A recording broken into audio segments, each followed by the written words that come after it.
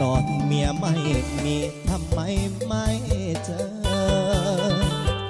ให้พี่ต้องเพ้อถึงเธอเพลอเต็มอุรา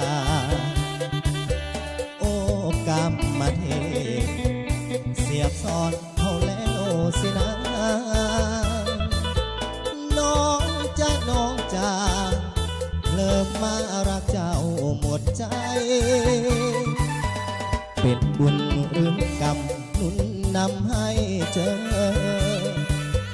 ไม่กล้าเสนอรู้เบอร์ว่าเธอต่างวัยเมียพี่ไม่ว่าหรอกนะถ้าน้องเต็มใจเจ้าเห็นเป็นไงช่วยใครให้โลกสมองอายุน้องเพียง24ส่วนตัวพี่นั้น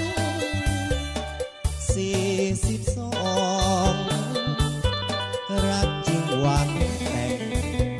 แก้มแดงไม่ให้เป็นรองขอจับขอจองตัวน้องจะได้ไหมนะตอนเมียไม่มีทำไมไม่เจอให้พี่ต้องเพ้อถึงเธอเพลอนอนภาวนารักจริงเพียงเจ้าอยากเอาเขาเป็นภรรยาทำไม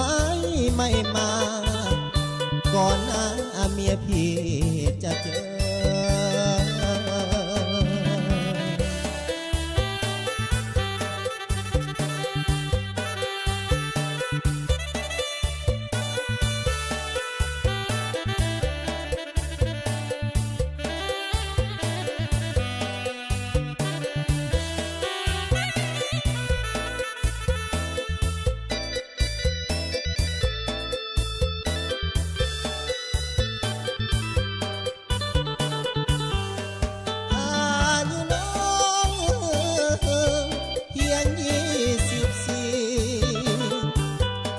ส่วนตัวพี่นั้น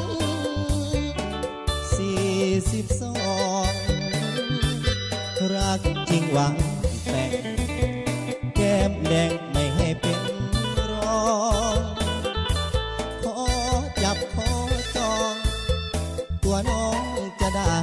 ไหมนะตอนเมียไม่มีทำไมไม่เจอ